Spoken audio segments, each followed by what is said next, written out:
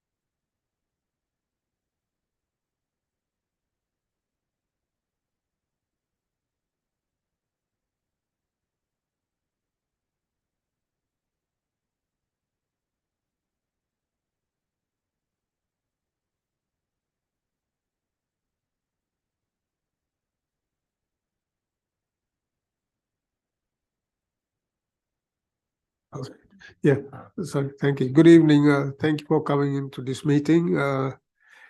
It's a Scrutiny Panel 4 Crime and Disorder Committee meeting this evening. Yeah. Just a few words on housekeeping. This is a hybrid meeting. It's conducted in Committee Room 5 at Percival House.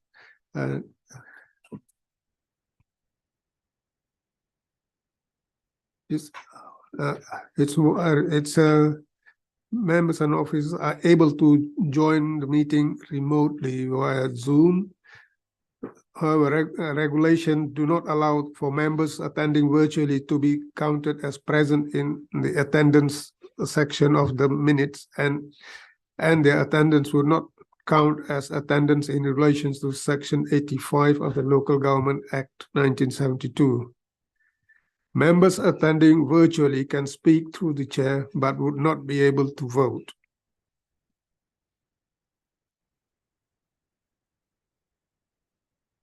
Speaking at the meeting, it must be through the chair, one at a time, for an orderly meeting. And enable a clerk to accurately take the minutes. Agenda papers are available on modern.gov.co.uk. We have attendees today, Superintendent Sean Lynch and Councillor Jasbir Anand, a Cabinet Member for Tackling Inequality and Crime.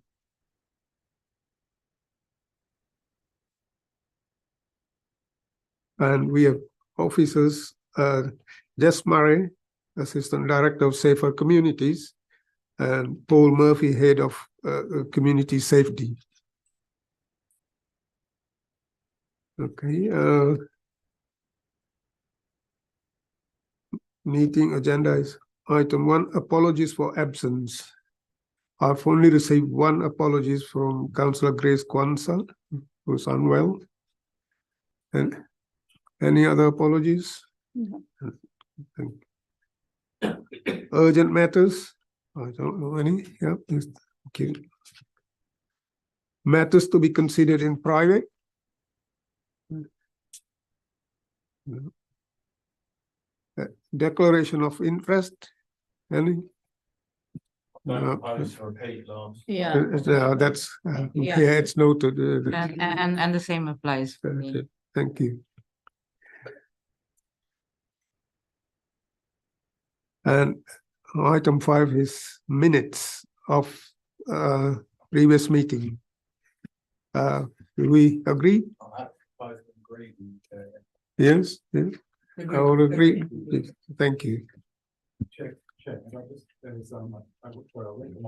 Earlier today, apologies, I read them on my laptop earlier today, but then a printed version today. I did see a couple of errors. Sorry, there was one on page 7 of 10, which was Superintendent Lynch sat on the Stop and Search Gold group. I know, following the football theme, Councillor, to all of your extra activities, but it's Gold group for London. Sorry, and then I think there were some others as well, but I'm sorry I didn't circle them. I've only just seen that one again. So.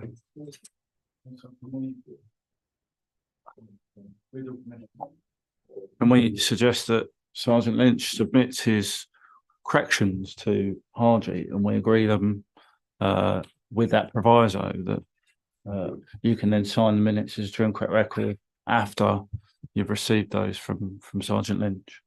Sure. Yeah, sure. Thank you.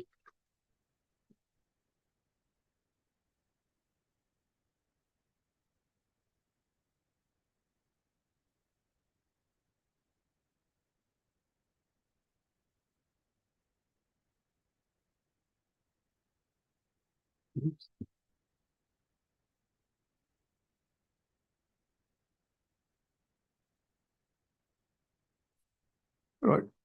Item 6 is panel's conclusion recommendations. But before we go on there, on to item 6,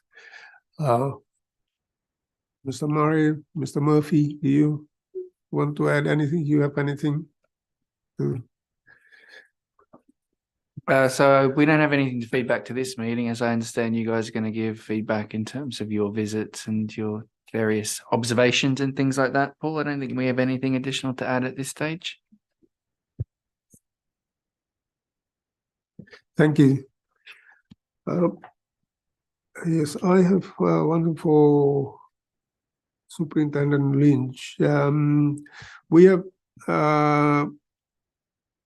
there's been a number of burglaries, and we received an email as well from one of residents that the number of burglaries has gone up, and this is really day one of darker evenings. Yeah, it is, and the burglaries has gone up, and we have so many cameras as well.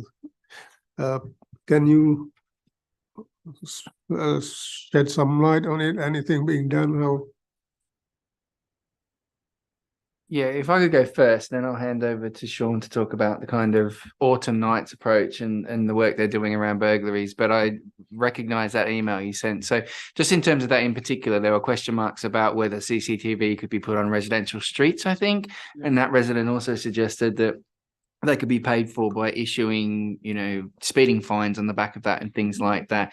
Obviously, a lot of you will be aware that's not possible to use CCTV in that way. And similarly, Paul and myself, when we locate CCTV where we have a budget for it, we also have to think about the Surveillance Commissioner's advice around the clear and pressing need for cameras. So that kind of often dictates that residential streets and spaces like that aren't appropriate for cameras in the context that people don't want to live in a surveillance state. So there has to be a kind of clear established need through reported crime and regular incidents that really only normally happens in places of relatively high footfall, like major transport hubs, high streets, things like that. So that is something that we can review, but it's not a practice we would normally take forward in the context of quiet residential streets and putting cameras on there. And also, cameras aren't necessarily always the most appropriate response to trying to manage or effectively discourage burglary. But that was the contact we had through Sean, but specifically the concern was around increases in burglary and concerns around residents feeling unsafe about that. So I suppose there's the context Councillor Patter outlined in terms of, clocks changing, darker in the evening and things like that, if you'd want to talk about that. If I might, just for a moment, Chair, as well, and I'll hand over to Sean as well, but just on that CCTV aspect, I think this is something, it's a really helpful learning point, I think, for residents is that, and hopefully you will have seen it from your this evening in the CCTV control room. It's something we'll come on to later, but that CCTV is sometimes put in a basket of things that we think can solve all crime-related problems. And short of having CCTV on every single street, observing and surveilling every single resident's property, it's not going to provide that, and nobody wants to necessarily live in that kind of state, and nor does the council wish to provide that, and we certainly can't afford to, nor would the current guidelines around CCTV allow us to do that. So there's something to be said for, in terms of funding our CCTV, our longevity of our CCTV, and our bigger strategy in terms of constant upkeep, maintenance, improvements, and deploying new cameras. The costs of that are borne both by our capital budget and also by Section 106 money and other streams of money that we can bring in. So I can appreciate residents often have ideas about, can't you use, for example, the money from fines it would be a drop in the ocean in terms of what it would do to help us maintain and improve and upgrade our system anyway. But there is a whole autumn nights program. There is a whole autumn nights policing plan, which I know Sean will talk a lot more about. So I'm quite happy to pass over to you on that, Sean. But Thanks very much, and thanks for the question. Of course, Chair, thank you. It was great to host you recently for the field work as well, and look forward to your feedback a bit later on all of that. So as Paul and Jess have just spoken about, there is an autumn nights plan which we have in place. I would say actually it's not just an autumn nights plan; it's more of an autumn plan, and it encompasses all of the crimes which are within the New Met for London plan. You want to specifically focus on burglary. So burglary is a plan which is co-owned across a number of policing teams. So it's not just the neighbourhood policing teams that work within that crime field. There's response policing, who invariably end up being the first point of contact around primary investigation, around what that looks like if someone unfortunately is the victim of a burglary. The other strand, which deals with predominantly whenever we have an investigation or we have arrests for burglary, is our local investigation strand. So there's 3 teams that come together to work. I suppose the first focus that we have is via the Tactical Tasking Coordination Group, which we have a monthly meeting, of which Jess and Paul attend alongside other council officials to support us, which will focus on perpetrators that we know are causing harm in the community. So those people that we know are either being released from prison on something called prisoner release or PINS releases. Those that we know have got substance misuse challenges, so working with our partners that we will look to divert and support. And then, of course, those are active investigations that happen where people are actually caught in the act. We have seen a series of aggravated burglaries, which is effectively when weapons are used. And that's not just specific to Ealing, but actually it's been affecting Hounslow in particular. And we've had a targeted operation working with some of our specialist departments, which don't sit within the borough, that have helped us to intercept some of the organised criminality that comes with that. And we've had a number of arrests in the last couple of weeks linked to some of those series.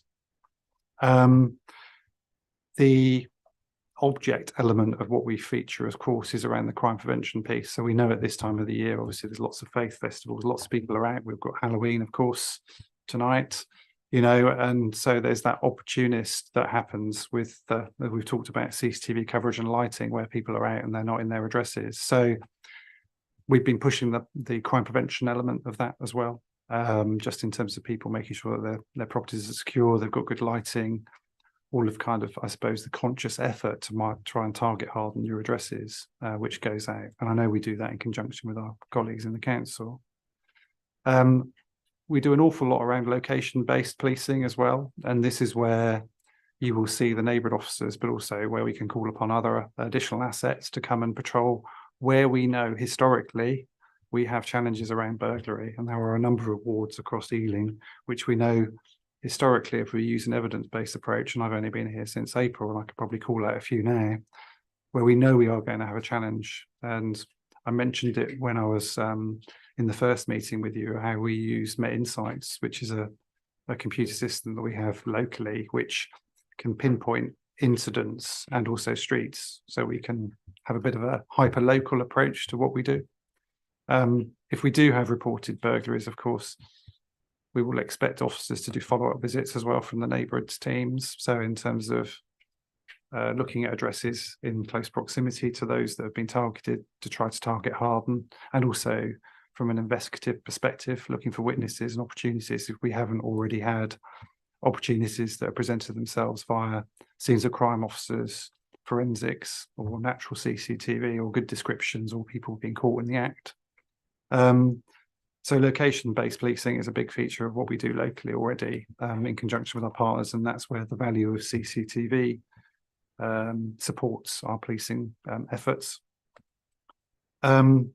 And then there are events which we know, obviously, is, you know, throughout the calendar of the year, which we know are likely to see a causal link and a spike in burglary. So we have to make sure that we're policing, which comes in conjunction with our location-based policing. So, for example, tonight, we've got additional officers out doing patrols linked to Halloween, but they will also have a focus on crime, and they'll know our hotspot locations, and they'll be defaulting to those areas if they're not responding to incidents linked to fireworks or in a public place. So there is a lot that's happening around burglary, but it's a conjoint effort, I suppose, across a number of police teams. So I can see a lot of hands have gone up already in terms of what that looks like.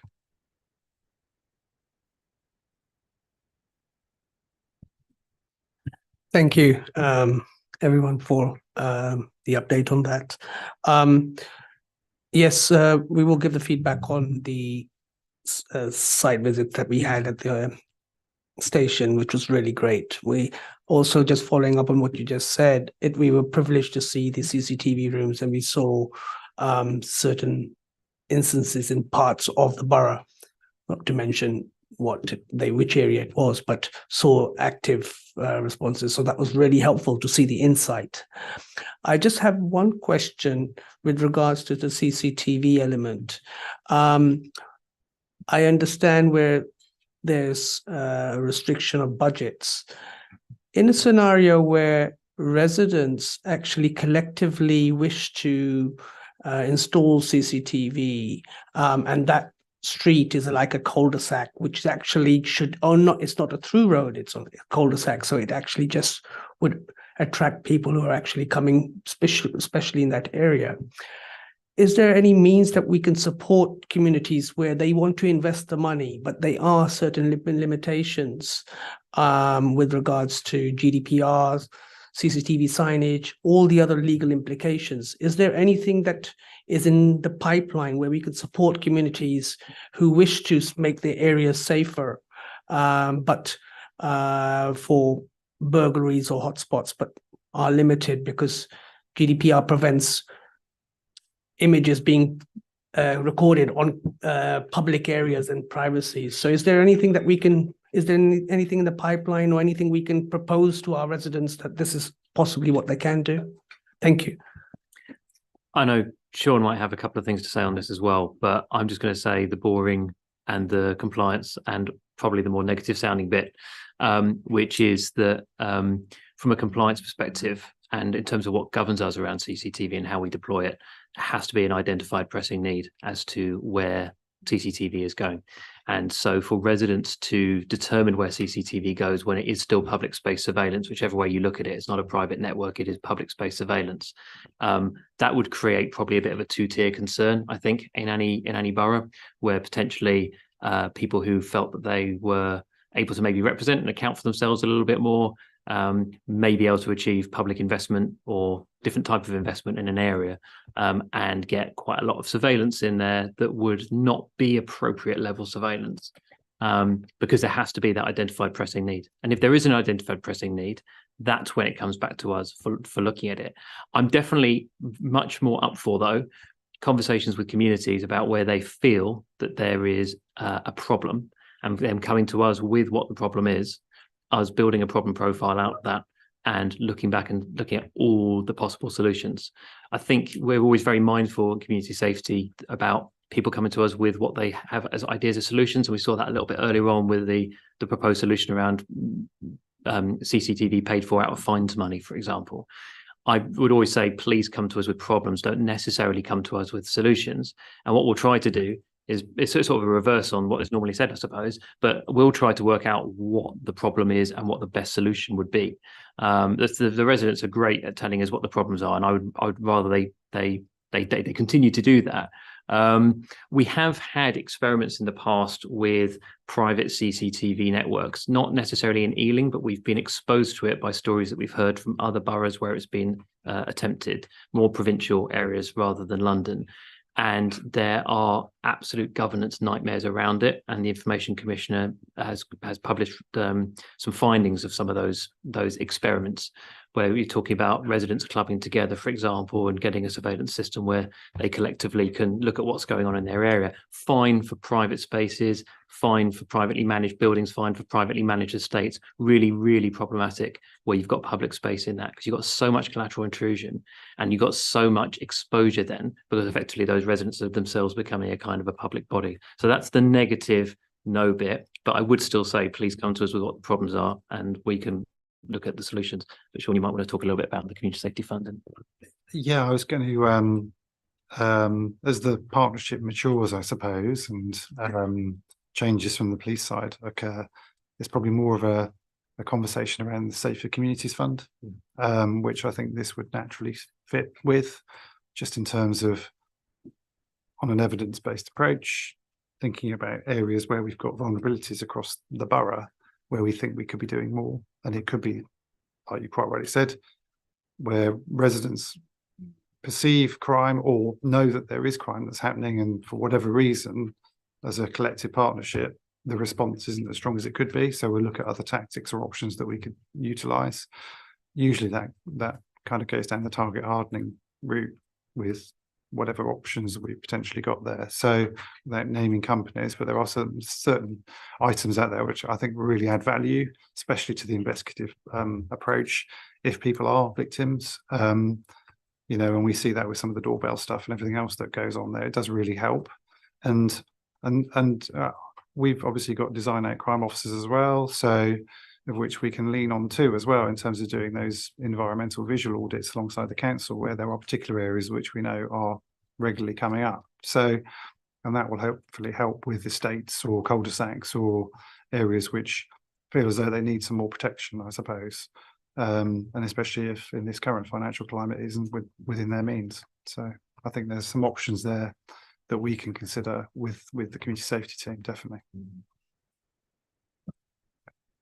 Very quick follow-up. Sorry, Councillor Summers. Yeah, I've got two questions. One is about the aggravated burglaries. Are we talking about, is it jewelry related, or is it cannabis farms, or both, or any particular reason for that? And secondly, on the CCTV itself, my day job as a journalist, I'm covering a trial at the moment where there's the murder trial, lots of CCTV footage there, and obviously when there is something like a murder, I know that, you know, the police go door to door and they go and ask him, they look in for private CCTV and you know, doorbell cam stuff. But is there a way of, you know, do you you know, rather than sort of doing that only when something happens, is there any plan to do a sort of register of, you know, asking people, you know, would you be willing to tell us if you have got CCTV camera?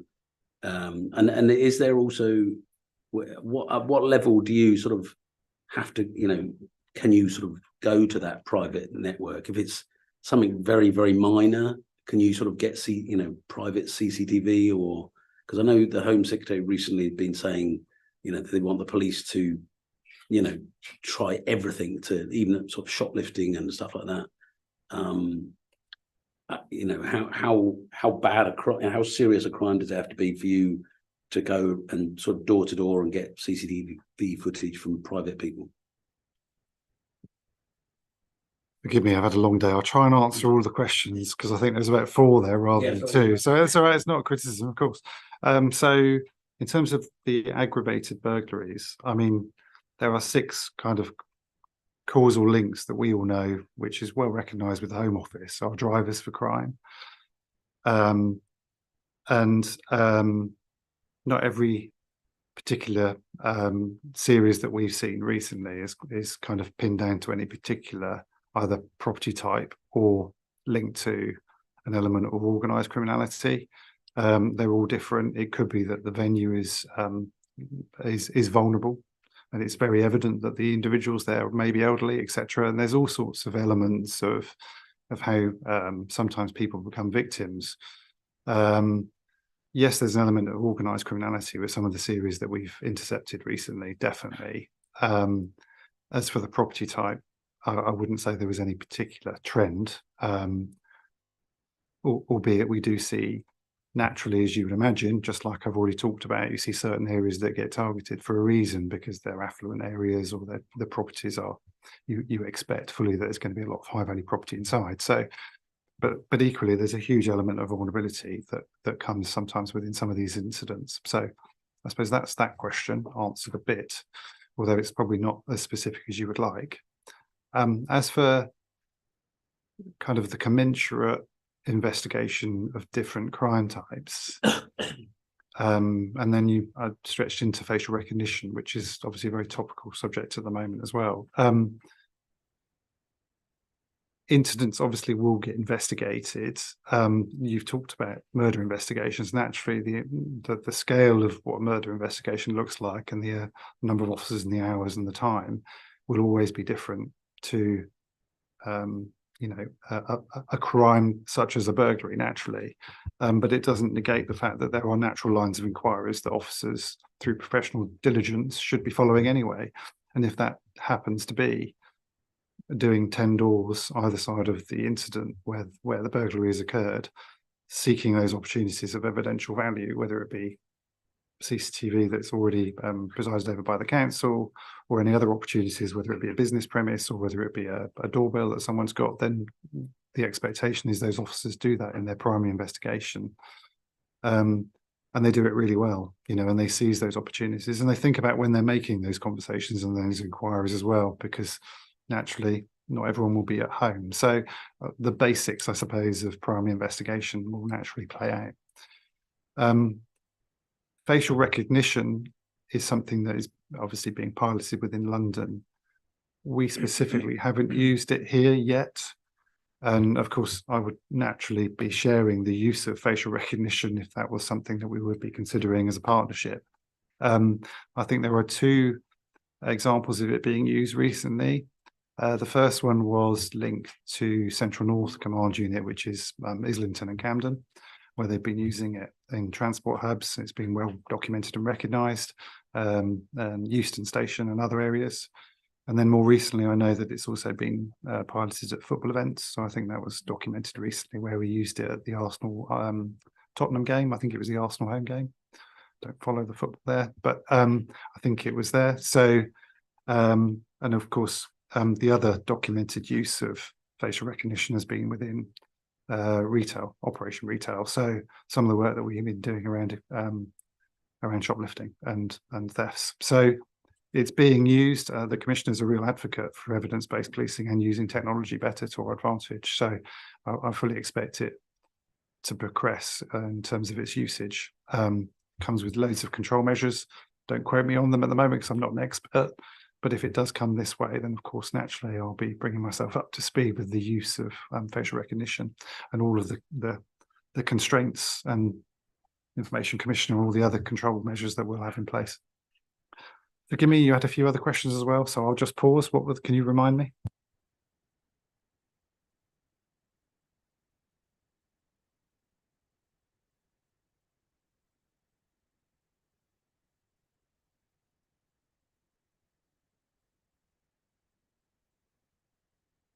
Yeah, it's just about the register of, if there's any register of private CCTV cameras, especially sort of very good quality ones.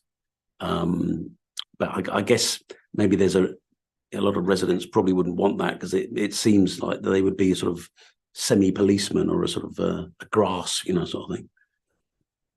I saw Jess was shaking his head there at the moment, but what I would say is I do know that there was an operation years ago, Operation Griffin, where there were elements of that, but that was linked to a different theme around terrorism and other elements of recording information around camera usage and where it was. But I'm not familiar with any database, if I'm honest, at the moment.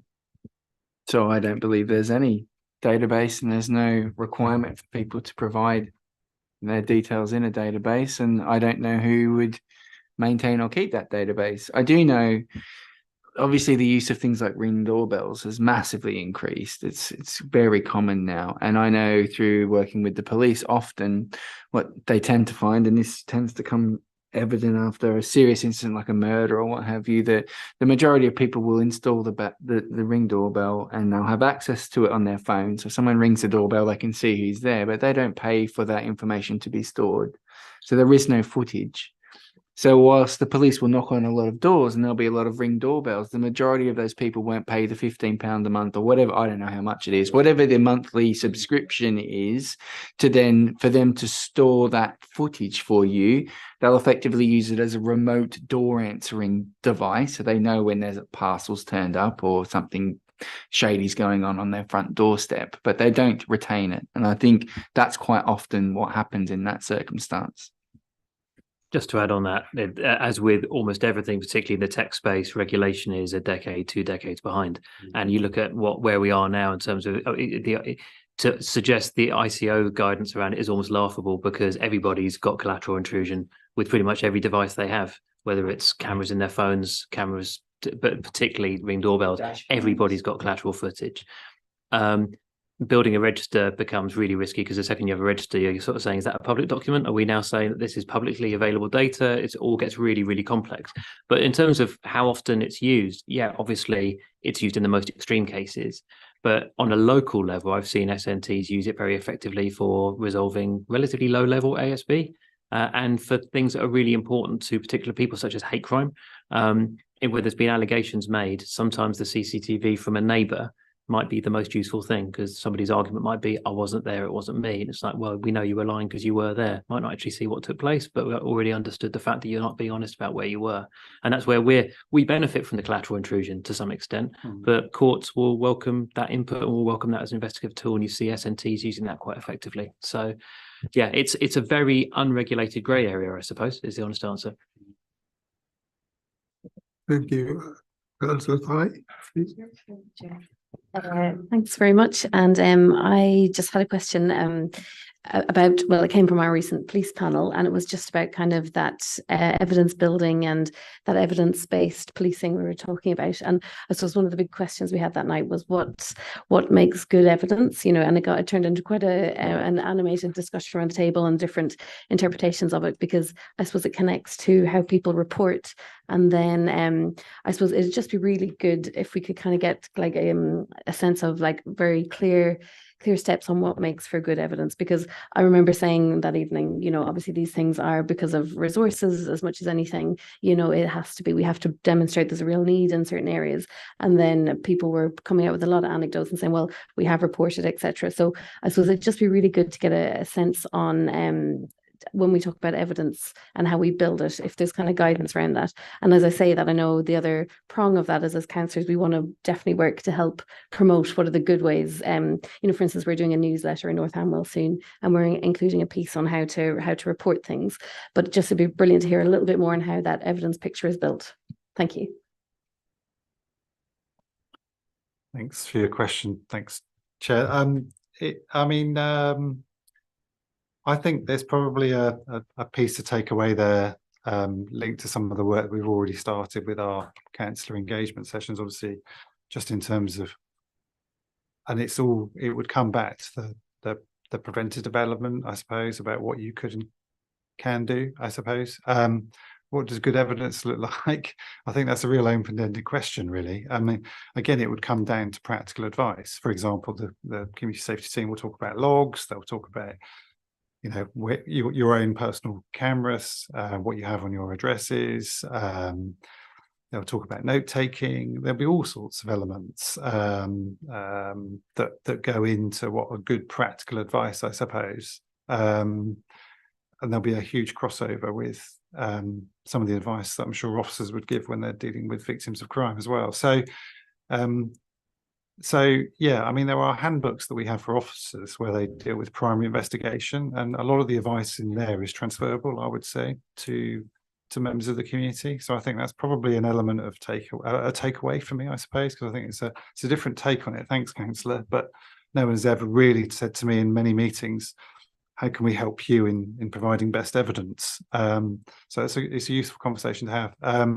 So I'll take that one away, if I'm honest, and I'll come back to you and to Chair, just in terms of some practical steps, I think that what we could do there. And the other thing that came to my mind while you were talking about that was that we sometimes have an immersive experience that we use at Hendon, which takes community members and also councillors as part of that conversation through scenarios about what we would do and also what we could all collectively do.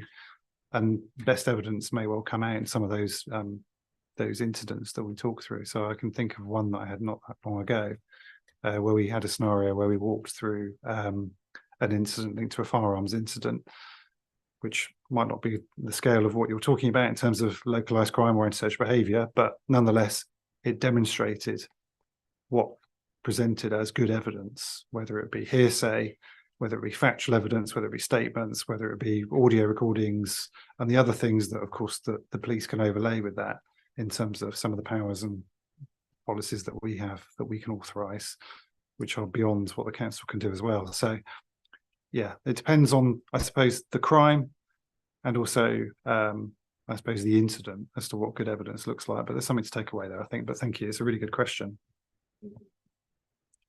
Thank you. Councillor Kumar.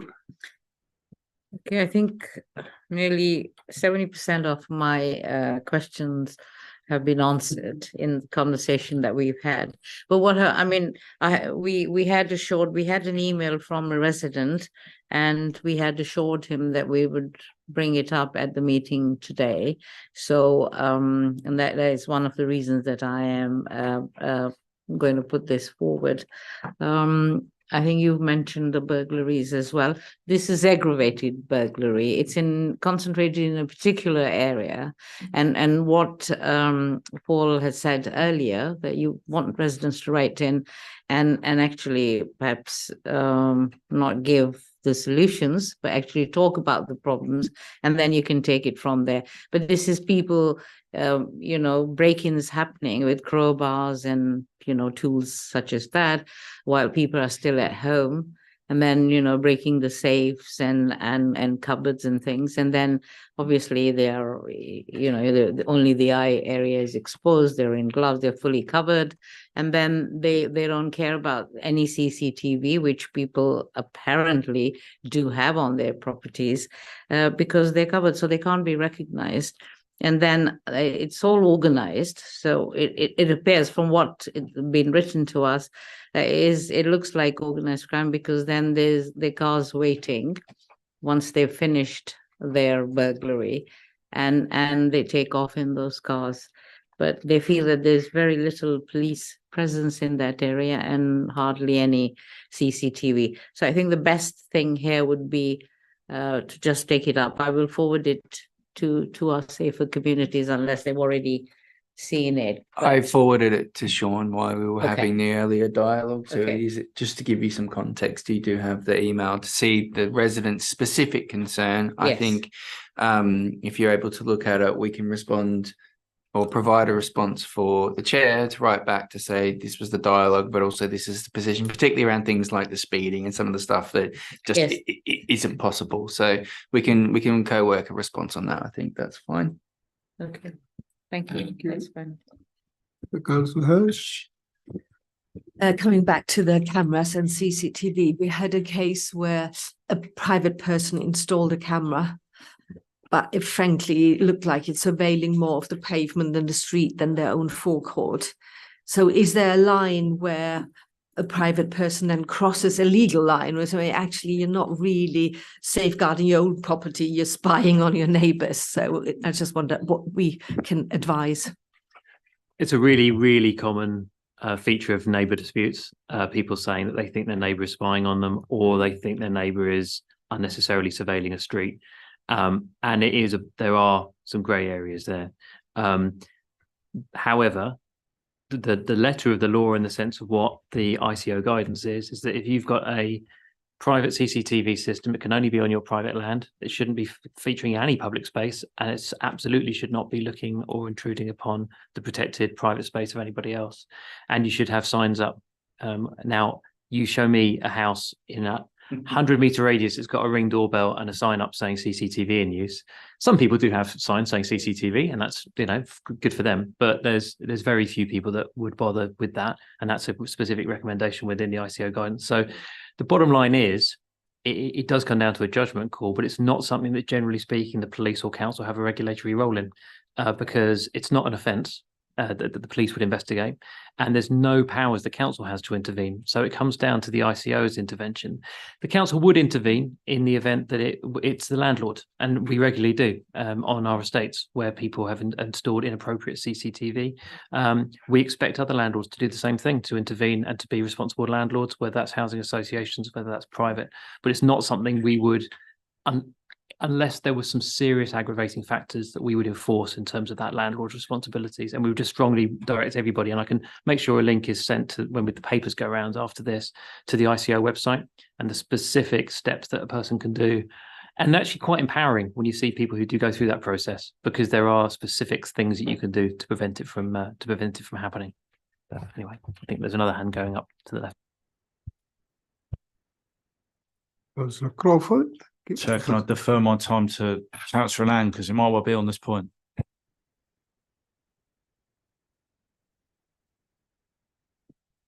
Thank you. Listening to a sort of a wider and deeper conversation of how we can protect our communities, I think it is so important for us to report the crime. I think a lot of people do not report the crime. There could be a burglary and they feel that the police haven't been helpful, or they haven't been able to come out when they've had the burglary. They made a phone call, or they're not been able to get through to the police.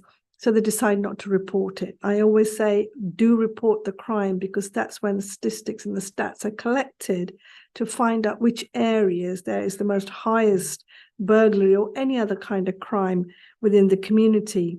And I think Jess picked up on the Ring doorbells that we all have. I have got that too. But again, mine is backed up with recordings, with the data, so that if there is an incident and I need to go back into it, to report it to the police and give them evidence, I can do that.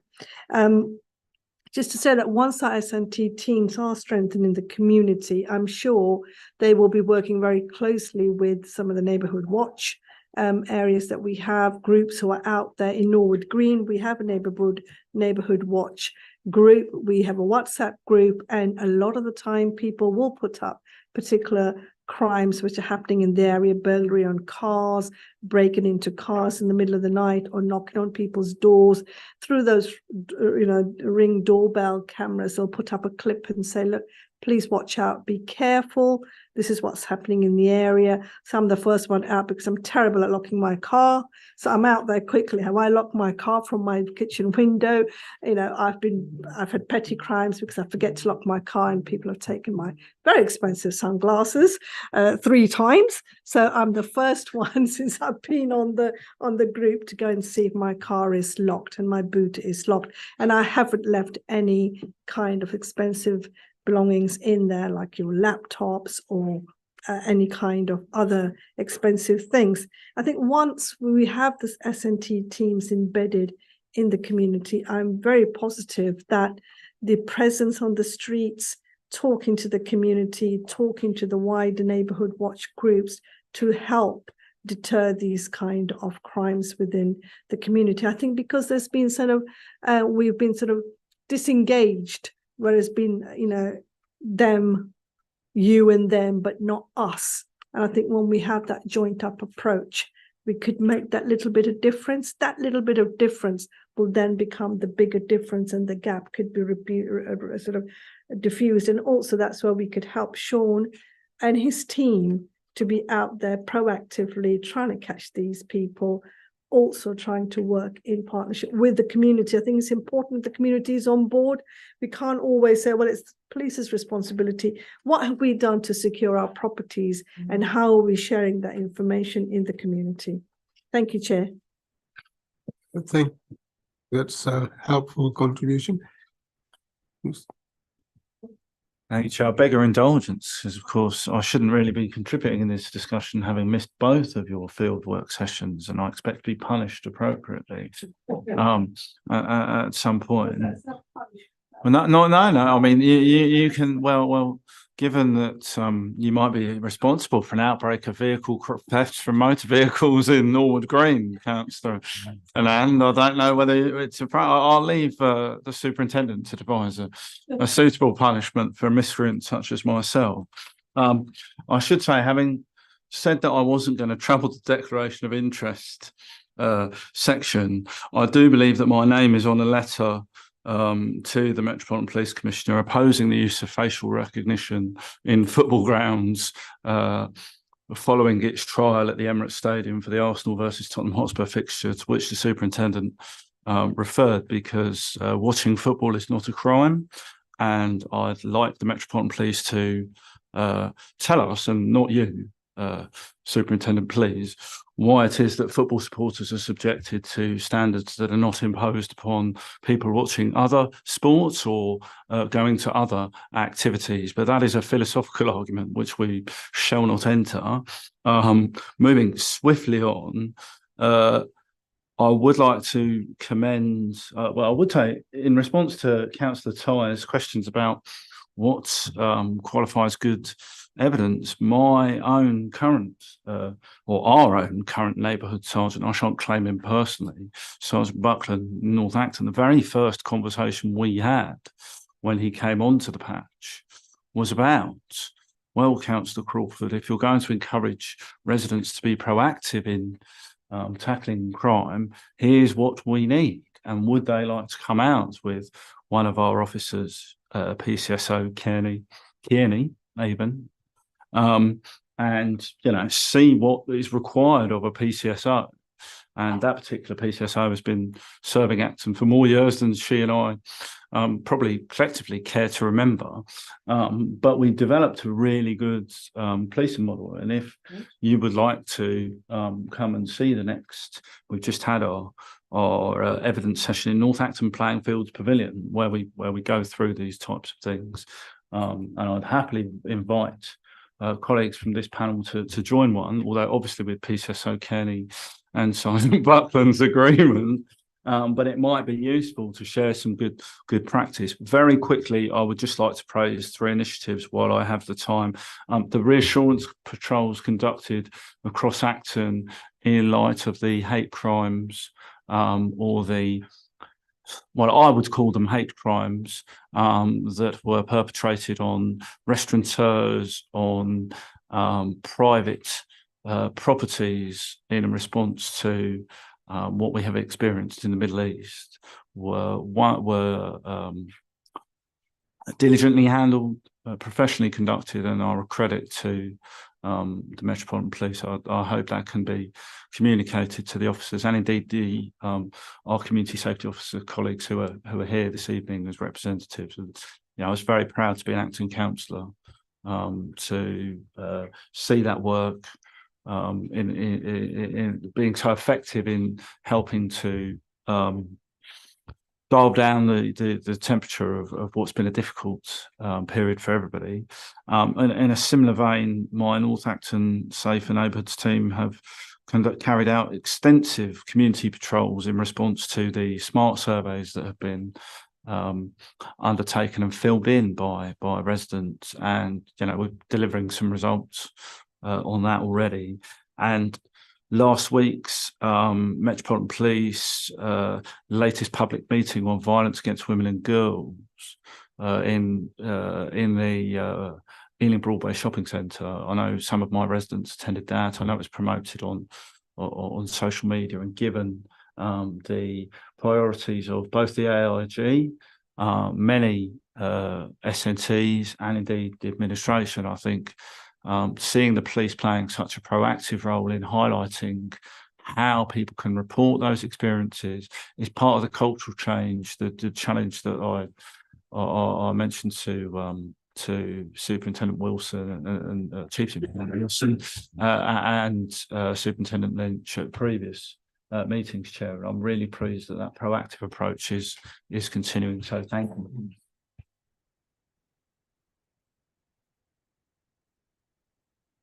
Thanks, Chair. Thanks, Councillor, for those comments. I'm really grateful. And thanks for calling out how difficult, I suppose, it is at the moment in terms of policing all communities.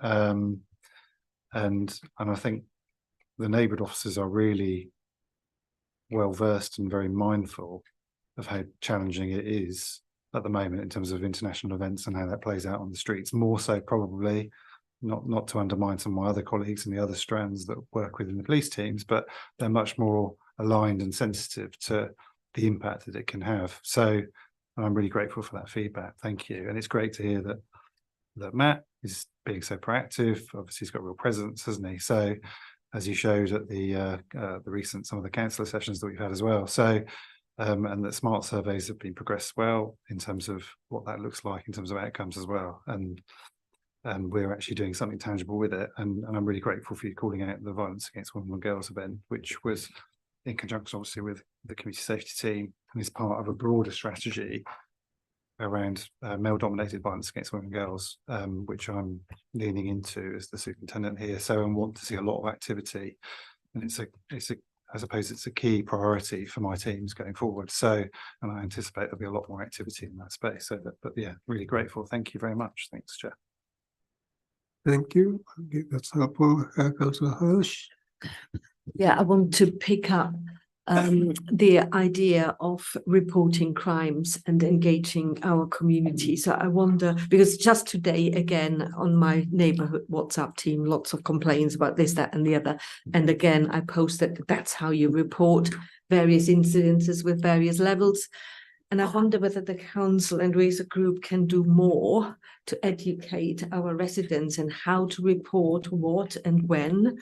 and how to safeguard their property, their cars. Locking them might be a good idea, but I've talked to a neighbor who had their car stolen, have one of these wheel locks and all of these things. So I wonder what this group and the council can do more to educate and encourage and motivate our residents to actually A, be proactive, and B, if they see something, to actually report it and why. I think that's something which should be within our task, and I feel that needs still a lot of work and encouragement. Sure. I'll hand over to Sean in a second, but I think there is actually a bit of a trick we're probably missing, actually. I think we do two types of news stories, really. We tend to do something when there's an initiative that we're doing, and we tell everyone we're doing something, give us a high five for what we're doing. Or we tell people, be scared about this is a real concern, be scared about it. What we don't always do, I think, is actually exactly what you're saying, which is talk in quite a constructive way about what people could be doing more of, about a trend that we've picked up on. And we are the people at the end of the day with some oversight of that. We have quite a good bird's eye view of the borough and the long-term, short-term crime trends. One of the things I was going to mention briefly was that burglary is actually down.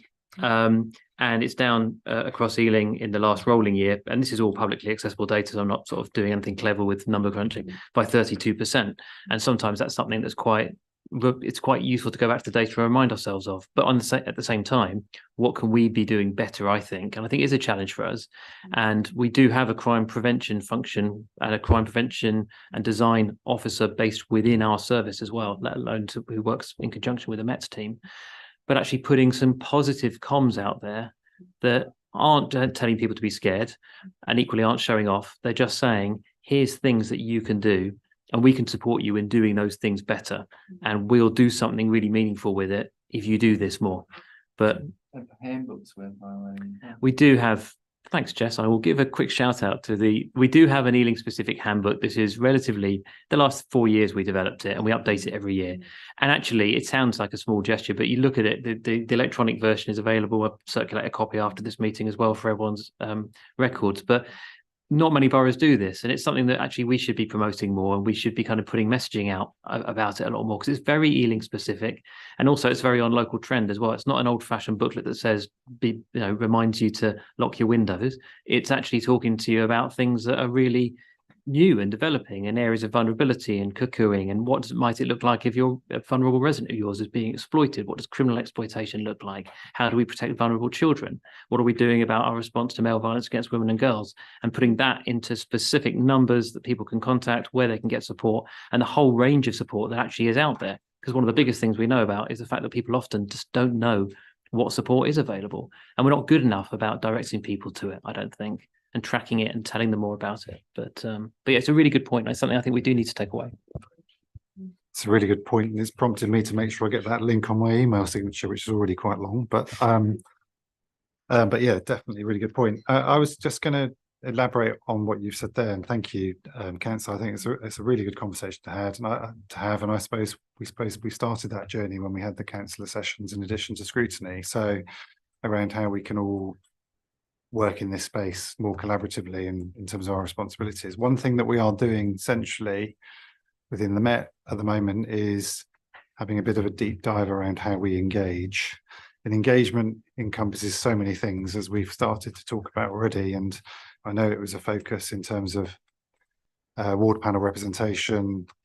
Neighbourhood Watch has come up tonight. There are lots of other elements which go into that, and the promoting the council website, and also that the tools and the toolkit that's already there alongside what the Met has to offer as well is going to be part of all of that, I think, as we go into the mix, I suppose. There's likely to be further investment from the Met in this space around certain capability, which will bring us more in line with other county forces as well. So beyond Neighbourhood Watch, I won't let the cat out of the bag, but there is investment that's coming in this space, which will help with the preventative space and the online space, in addition to just how we actually engage and how responsive we are. And there's some other tools as well that we're using at the minute, we're piloting, which is around rapid polling, etc., and other stuff. So which will work in tandem with your WhatsApp groups, if I'm honest, because we'd be able to deploy where we know we've got challenges to get some real fast time response about what we're doing, and also get those messages out, because we know that a lot of the platforms that we use don't always get the traction as Paul has mentioned. They can be either end of the scale, or either really bad or just some good news, but the middle ground is where we need to be constantly to remind people about the importance of locking cars. Sorry. And, you know, at whatever time of the year, and you know, and I envisage a promotional campaign with Councillor Ann's face on it if she's not careful. Forgive me. But yeah, I think there's a lot more to be done there, and I've used the phrase regularly, and Jess will moan at me here, but around that maturity matrix, I suppose, with the partnership, there's a lot to be done still in the time that I've been here already, and we're starting to make progress. And there's also structural things which I'm trying to make a change about, which I think will help with some of the engagement and some of the messaging and some of the preventative elements that we probably could do a lot more about, if I'm honest. Thank you. Can we use this advice to around kneeling, which goes out to every house in the borough quarterly? Next is, sorry, want to respond? I was just going to say, we do put stuff in around anything in on that basis, but I think the actual handbook is useful because it gives the wider context around the different types of ways people get targeted and how to report things, not just to the police, but to the other parts of the council. And at the back, there's like a bit you can pull out that gives you the ward panels and their details, but there's also a Venn diagram of what the police do, what the council does, and what kind of sits in the middle as well, because sometimes people find it a bit difficult to navigate who does what in what circumstance. So it's useful in that context just to allow people to kind of direct and also know where actually there's things like the community trigger, without going into loads of detail, where they can actually ask us to review cases that we've shared and other things like that. So there's lots of interesting bits in it. Councillor Summers and Councillor my question is nothing to do with burglary. It's more to do with the new Met for London plan. But it's coming from, in the last month I've sort of been well, I don't know if you call it a victim of crime, because you know, it's not, I was not physically assaulted or whatever, but me and my neighbours had this incident where a stolen car being chased, I'm not quite sure at speed or whatever, it was certainly driving fast, I'm not sure whether the police car was driving fast, you know, collided with neighbours' cars, and could have been like horrific, could have like burst into flames, you know, people could have died, it could have been horrendous, but as it happened, it just crashed. Even the driver, the guy who stole it, survived. But one of the most telling things is how on the night there was loads of police officers there. They arrested him, took him away, blah, blah, blah. And when we woke up in the morning, and since then, not a single police officer has been in touch with us whatsoever, me or any of my neighbours, about what's happened. And it's only because I'm a journalist and I'm a nosy bugger that I've you know, gone out and found out that the guy has been charged with aggravated vehicle taking. He's appeared at Isleworth Crown Court, he's pleaded guilty, and he's going to be sentenced next month. And like, I was thinking, well, how do we seek compensation, me and my neighbours, you know? And there's, you know, I actually rang up 101 last week, and they were very good. They gave me, I was surprised that they actually did this, but they gave me the officer in charge's email address, which is like a number, like a digit, as you know. And I emailed her. She's actually training, but she's emailed me back saying, I've handed it over to somebody else who should get back to you. So that's very good. But I just, you know, that was only, you know, because I was sort of like proactively sort of chasing this. And I was thinking, how many people, average people, when they are, you know, this gets, I mean, obviously with a burglary, it's slightly different because you have to speak to the resident, but I just a bit worried that, you know, the police are investigating their crimes, they're going off and doing it, and then they're never actually, you know, I mean, what the obvious thing would have done was just put like a business card through everybody's addresses, like, this is, you know, how you get in touch with us in future if you've got any inquiries, you know. So I was noticing that on the Met for London plan, they're talking about creating a victim focus desk, I think from this month, to provide victims with support and advice and point them in the direction of most improved. That sounds a great idea. I mean, I would like to, I don't know if you can give me any more details of how that would work. And on a slightly separate point, this, you know, the car chase issue. I know there was a police officer jailed recently for killing a woman in a high-speed chase in South London. And in that case, the judge said, you know, he wrote to the commissioner and said, you know, you should consider speed limits in residential areas. And I think the Met has basically said, no, we're not going to do that. But, you know, are there any sort of guidances? You know, I mean, I think there are sort of rules of when the police should sort of stop a pursuit.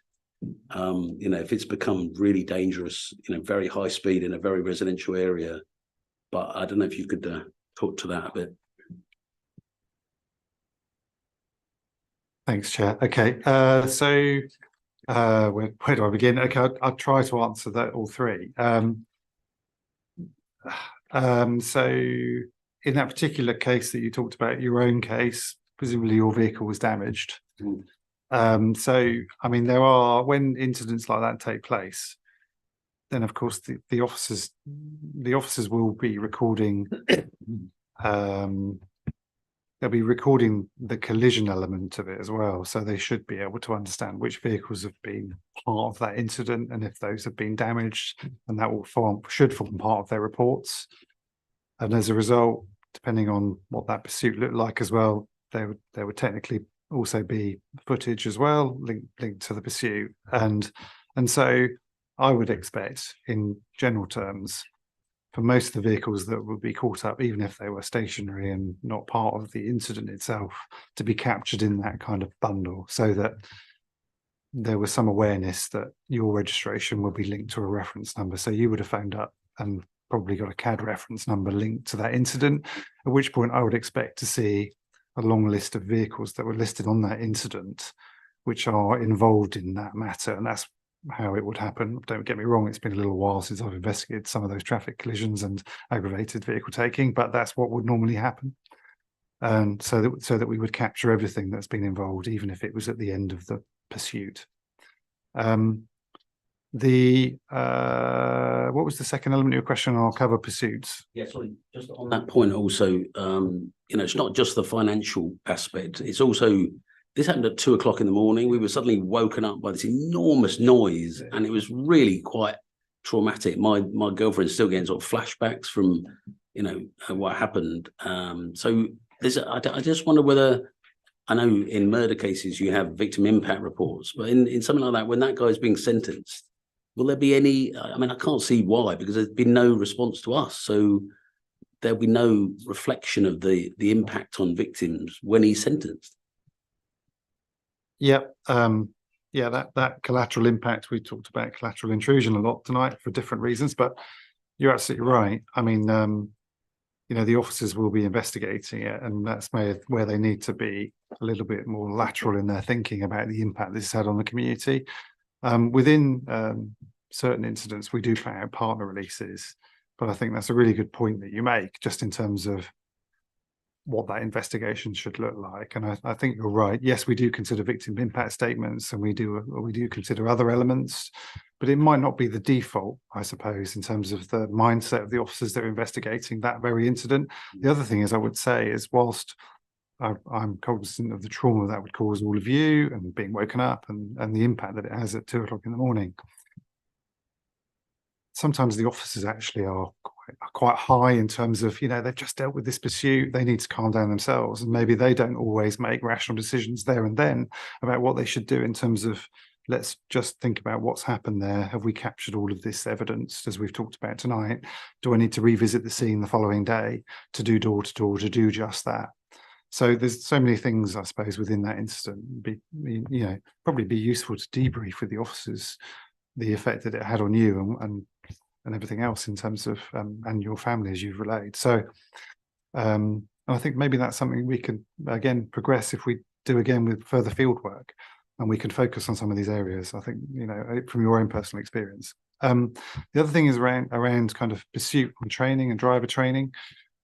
There's an awful lot of rigor that comes around that. And one of the things I still haven't yet to do with counsellor in the room is to arrange a visit to one of our control rooms where you can see the process that happens in terms of a call that might come in, whether it be a road traffic incident or a serious assault or a theft or a burglary, and what that process looks like from start to finish.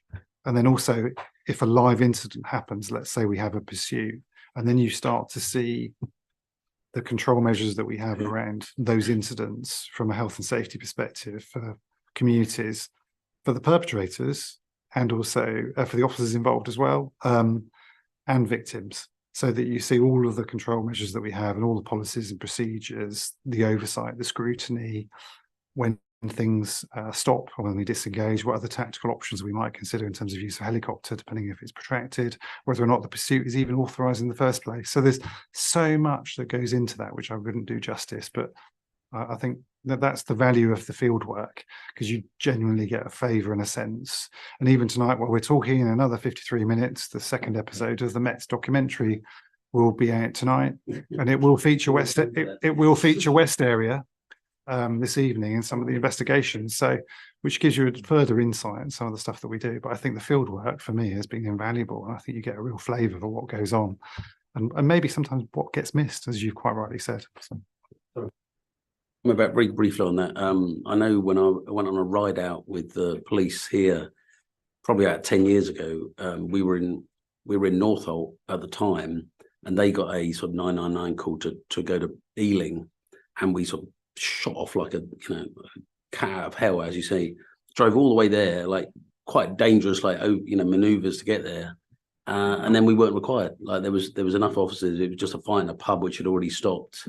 And I know the incident in Brixton where the woman died. Apparently, they were sort of attending reports of a man wandering around throwing litter around. So it's not as if, I mean, understand if they were hurtling down, with reports of a terrorist incident or somebody's been stabbed or whatever. But sometimes you wonder, is the balance right between, going at great speed to attend an event which may not be that big a deal. Thanks, Chair. I'll just quickly answer. Yeah, so I mean, I think perhaps part of the field work could feature that if we continue with further field work. Very happy to, even beyond the confines of scrutiny, because all of that can kind of be explained, and people that have got to know me since May will know that transparency is really important to me, and so coming out and explaining what we do or what we don't do is invaluable, and then hopefully you can impart that message from the knowledge that you learn from going out with us and doing the ride-alongs. But there is, I couldn't do it justice because there's so many policies, procedures, powers that we have, graded response. I could go on that go into what we do, and lots of control measures as well. So, but I'd certainly welcome that dialogue again, Councillor. Thank you, Councillor Kumar. Then Councillor Crawford. That'd be the last question. Thank you. Okay, I just wanted to know the outcome of the meeting that you were due to have with the head teachers, and also the outcome, or have you been able to meet the chairs of the ward panels, which you thought would be a really good idea? Because we've already had a meeting, so it's been interesting actually, because the panels have actually increased their membership, and there's a lot of similar things going on, and I think that's good idea. So I wanted to know if you had met with the ward panels, and the pilot scheme on the focus desks.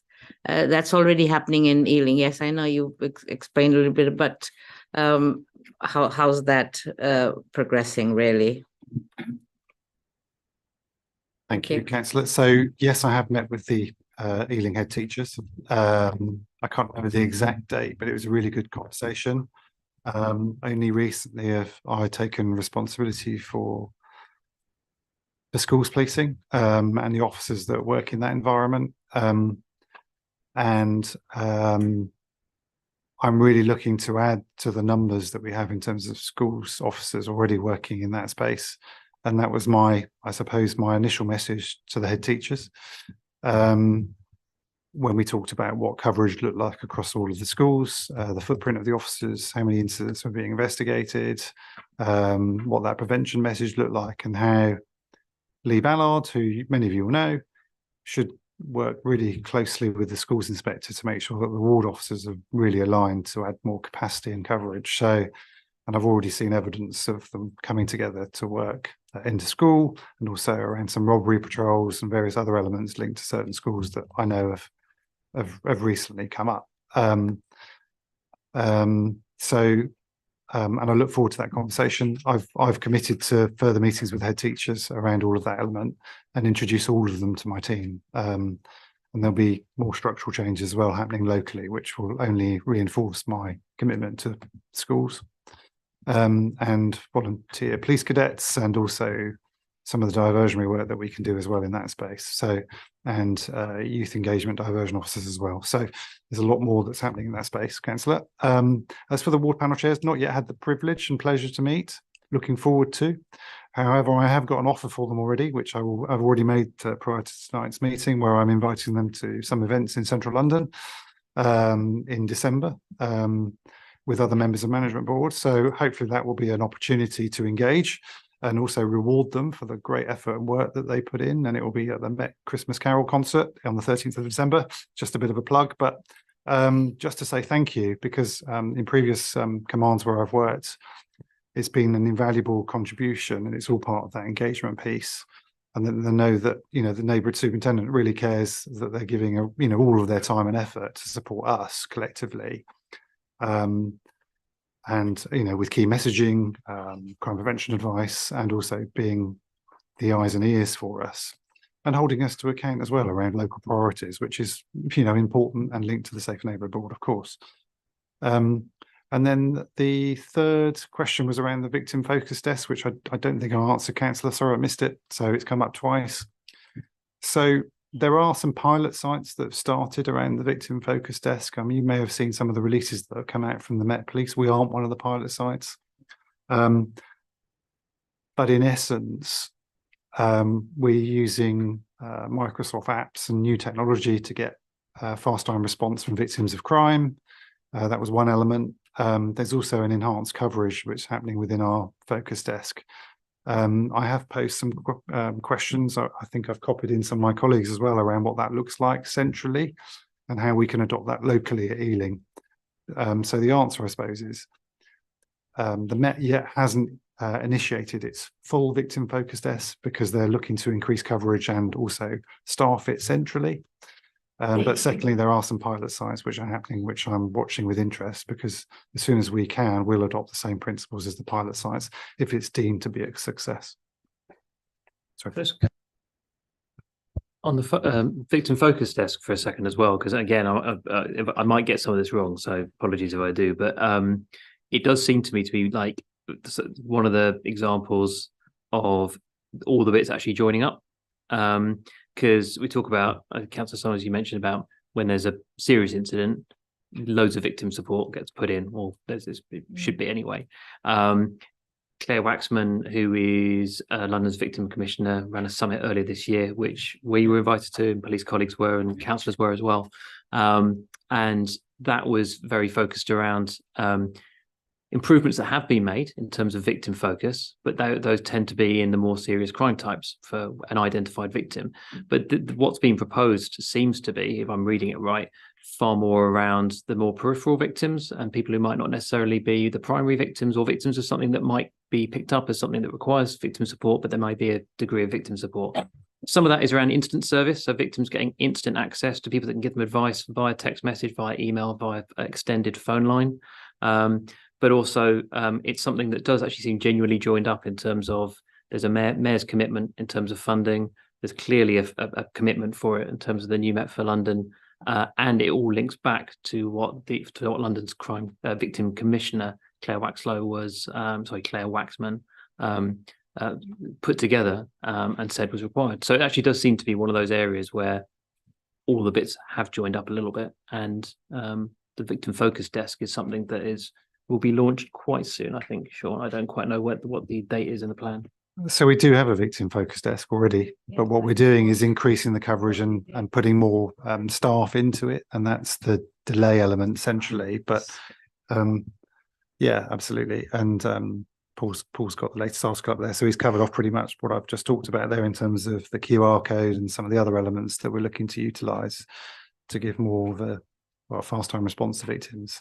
This is, I mean, we are governed also by the victims' codes of practice as well. So there are elements there which we must always be adhering to anyway in terms of updates if you are a victim of crime, and also what that looks like from an officer perspective in terms of regular updates, but also how the case is progressing.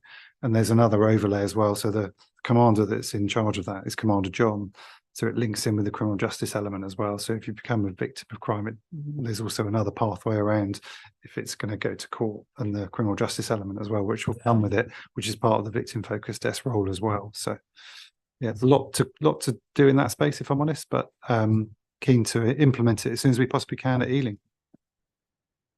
To clarify, the reason I asked about the panel, meeting the panel chairs was that when we had the panel meeting, I'm only talking about Ealing Broadway, the Ealing Broadway, the stats, the reporting, so that's where the reporting comes in as well. I mean, for me, it's almost like a standard thing. I religiously tell every single person who'll write to me to say, have you reported it? Because if you don't report it, they can't do anything about what they don't know. Okay, so there is frustration on ringing 999 because they put you on hold now, as I told you when we met. And that's not very encouraging. Some people are not IT savvy. They cannot go onto the computer and start the whole process. So there is some more work that could be done on that one. But the reason for that is because there is such a huge difference in, say, Ealing Broadway Centre. That's all I can talk about because that was the panel in question. They had 77 reports. Okay, so they had 77 incidents, whereas the police had only just over 30. So there's, it's like, the difference is quite huge. If it was just a little bit, one would say fine. So those were recorded incidents that the center had. And yet the police, the Ealing Broadway police team had only, I think around 32, 34. I wouldn't like to commit to the exact number, but it was in its 30s. So that will give you, meeting with them and comparing the three, say even the Southall one, the West Ealing, Broadway, Acton, those are the 4 areas that the High Street Task Force works on. So all this kind of, I can see it because I'm in all of them, so I can see how it can all come together, and it can actually reduce a lot of work.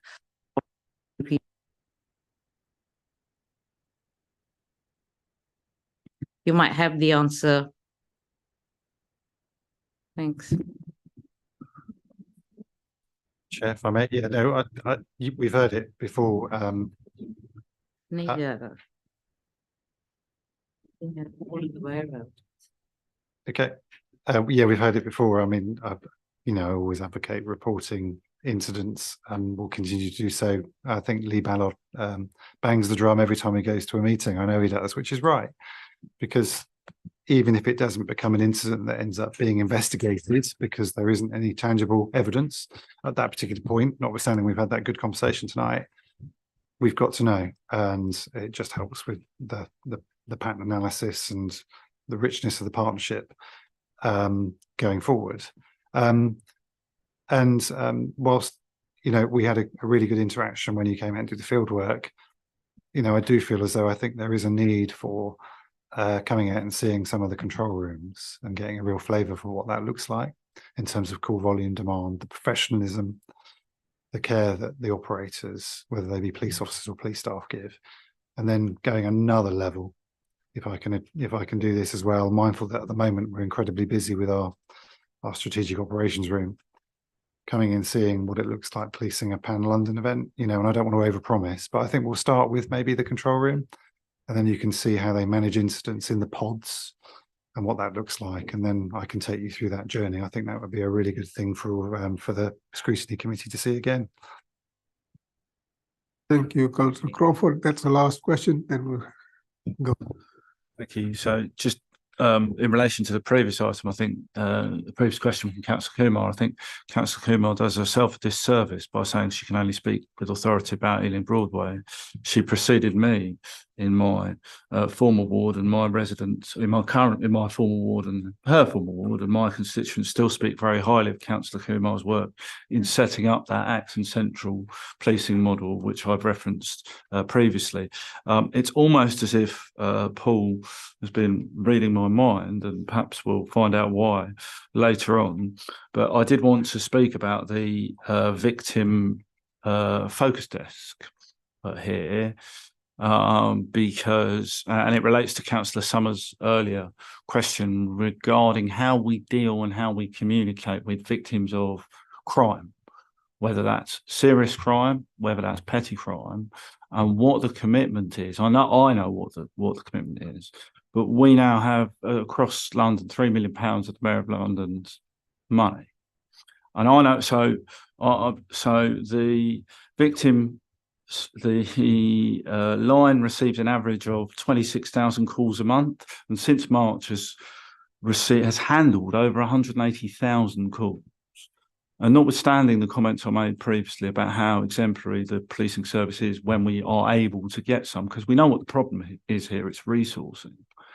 So I'm going to completely disregard what Jess and Paul said earlier about not designing the solutions to a problem, because I do think there's a way with our policing model here and with the interest in the room and the wider community, how we can make that funding go further in the Ealing pilot zone, because we've got some very engaged residents who come to these panels. We've got people who, as Councillor Anand referenced, the street WhatsApp groups are very good at targeting people, who advising people of people to be wary of, not always as we appreciate the correct individuals, on many occasions, but we have a shared commitment to making our neighbourhood spaces safer. But the biggest frustration that my constituents communicate to me, including a resident who I'm currently supporting, having received a dreadful assault and threats against a person, is that A, they're not kept updated on the progress of an ongoing investigation, and B, even when the investigation is concluded with a positive result, there is very little engagement with the wider community. I understand that that's down to resourcing, but we have an opportunity here to, and the Racial Equality Commission made very clear what the problem was for residents of Ealing who do not look like me, right, in respect of their treatment by the police and their experiences of crime and being suspected of being perpetrators of the crime they're actually trying to report. So I think there is actually a really strong piece of work that we can do as a scrutiny panel in concert with all councillors to make this money go further. And when we were innovating in the Safer Ealing Partnership, when Paul, Jess and I and other colleagues were much younger, we did this really in concert with everybody. We funded extra officers and we did lots of things. So I'd just like to ask very briefly, how much flexibility and autonomy do we have in our BCU and in our area to really push the envelope on this? And I'd cite the Swansea and Manchester and Sheffield policing models in respect of where they've really put together really good things that are locally based and deliver tangible community benefit. Thank you. Thanks, Councillor. Really good question, and great to have that potted history of some of the stuff that's gone on before my arrival, which is great. And Jess and Paul and yourself don't look any older, I'm sure. I think there is a local slant that we can put on what we know is, I think you're probably reading the same article that Paul was looking at, just in terms of what that victim focus desk looks like centrally. Most definitely. I think there's, leading on the conversation we've just had as well around what does good engagement look like, even if you're a victim of crime or not, as the case may be. I think it's something as a space which we're definitely going into. As I've mentioned, it's a specific sprint within the Stronger 7 Neighbourhood programme, which is something that I'm part of. where we're looking at what does all of that engagement look like, irrespective of whether you're a victim. I know we're focusing on victims here. I think there's an overlay with what provision is already locally available, you know, and that's where maturity comes in terms of a partnership. So what other commission services have we got beyond, you know, victim support that we could consider in terms of options that could support certain crime types? I think that's a really good conversation to be having, which will overlay whatever is happening centrally in terms of the pilot around the victim focus desk. You make a really good point about the victim codes of practice, effectively, which governs what officers and staff should be doing in terms of regular updates. And then we get into the realms of supervision and what that looks like. But then equally, you make a very valid point about good news stories and what positive outcomes look like, and are we getting those messages out? So I do know that there's discussion around the wider communication of good news stories and what neighbourhood officers look like in terms of comms and engagement skill sets. When we've actually got to the point of a really good outcome, which we don't always, as you say, globalise as well as we could do. But equally, there's a number of touch points that have happened often in those cases where partners, community safety colleagues and others have had a really positive impact on investigating that incident, you know, and I can think of many. You know, you've mentioned about some of the stuff that's happening around Israeli and Hamas tensions at the moment, where I've seen some brilliant joint working where victims of crime, local mosques have been subjected to incidents where we are really coming together collectively as a partnership to try to solve those incidents and bring people to justice, you know, which we probably don't articulate particularly well for a number of reasons. But I think there's a lot more that could be done, I think, in summary to what you said there. And I welcome your commentary. I thought it was really helpful in overlaying what more we can do from a victim focus perspective. Definitely. Thank you. Thank you very much. We have a good discussion on burglaries and the turnaround plan as well. Now we're on panel item 6, panel's conclusion recommendation from field work. That's I open that to sure. Councillor Summers first. It's just a very small point on the field work, on the suggestion that Superintendent Lynch made. Like maybe it would be a good idea to visit the control room during the evening rather than during a daytime. I imagine it's a bit busier in the evening. So obviously the field work was the local operations room. You saw a little taster for with the inspector and some of the people that are in there. I'm talking about going to Hendon probably. And then if we could, only because that would be, I think, a really good opportunity for you to see some of my counterparts that were there, the sheer volume, you know, and I think that probably came out in the field work in terms of the demands that are placed across the 3 boroughs, not just Ealing, and how we respond to them. So, and then also just seeing how those incidents are dealt with from start to finish, depending on whether they are an ASB incident or whether they be a crime incident. So I think there's certainly some merit in that, and I happily host and introduce you to the team at Hendon. And if I could get it sorted as well, I think strategic operations room would be really invaluable. So you see how we have another layer of policing skill sets and officers that we can deploy linked to demonstrations, obviously at the moment, which is very topical, and the extra rigor that brings as well in terms of oversight from people even more senior than I. Thank you, Councillor Sai. Thank you, Chair. I just one of the recommendations. Well, first, I just want to say thank you for the day, and I think it was James and Paul were very good as well. Superintendent, we really took a lot from the day, and you were very generous with your time, and it really makes everything that we scrutinise here come to life. And in particular, I think the walkabout was really helpful with the teams. So much so, it was the envy of other councillors who didn't get a chance to join us on the walkabout and saw the pictures and everything. And I suppose one recommendation I'd like to make is maybe if we could like arrange somehow for other councillors to get that opportunity as well at some point, you know, or build it in as part of the practice. I know maybe 18 months ago we did it in North Hamwell and it was very good. And the shops, and a lot of people saw us that day, and people even came out of their house to say it's really good to see you here. So I just think that visibility, and it reminds me of something Councillor Nan said a while ago, which is a kind of a back to basics thing. And when people see you out and about, it's a wonderful thing. So I just think the walkabouts and maybe a commitment to it would be brilliant. And then again, I just suppose to reiterate that point has come so many times today about reporting and how we can champion, and it's very much something for us to take away as well, but how it's, I think encouragement was the word that was used earlier, and I think that's the right thing. The day that we were walking around with the police and seeing, you know, talking to them and having a really good chat, I felt really encouraged after that. So when I went to the police panel and people were asking questions, I felt I could encourage them more to report. And by the same token, I think it's sort of anything we can do to encourage. And I think that's a takeaway for us as well. But I think, and there's talk of the handbook, which Jess, I think you've also sent me before because we were talking about it a while ago. But I think, you know, we might have to repeat this message a good few times. But I just think anything we can do to encourage reporting would be really good. So thank you, Chair.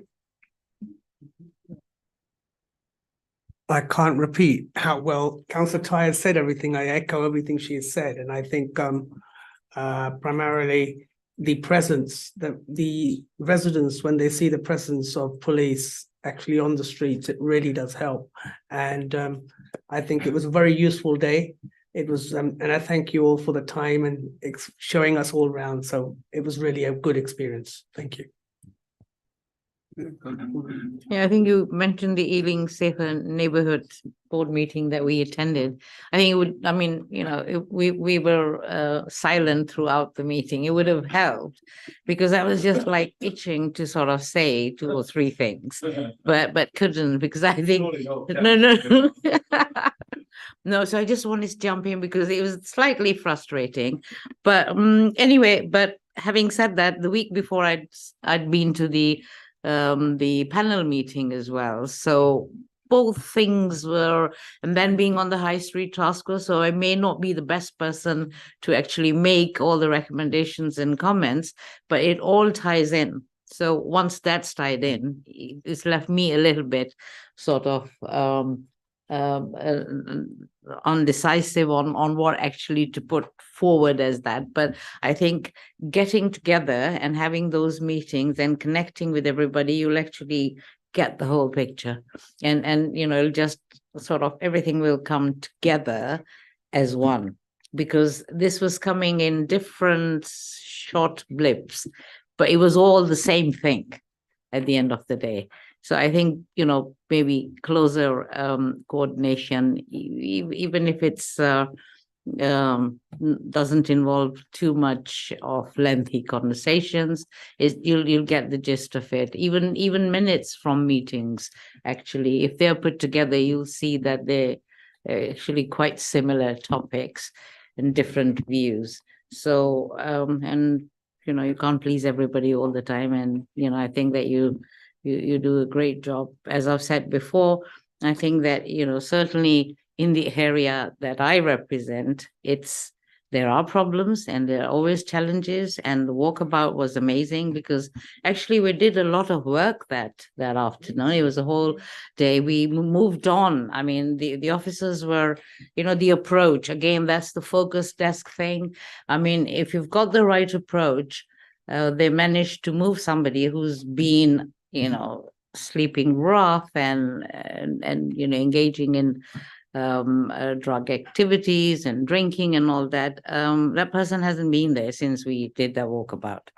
So it's in a very prominent area, but so I don't know how long that will last, because it's kind of a regular person, but we moved on 4 people.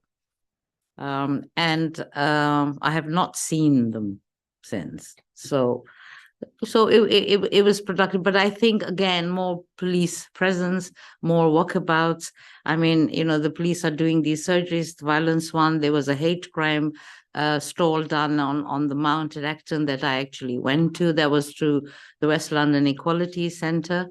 And, you know, I'd sort of, you know, connected, but that was done, you know, they did it on their own. But what I found then was that people were reluctant. They wouldn't come to the stall. So the people running the stall were actually going to people and saying, this is what it's about. It's the hate crime. And obviously what's happening, you know, with the war and everything, the incidents have increased. People are feeling a bit unsafe. But I think police presence and trying to address, you know, be seen, and then the walkabout and people talking, it just encourages. And by the way, you do pick up casework. So, but even then, I mean, we were approached by somebody who was, you know, not too happy with the way the police had treated her casework.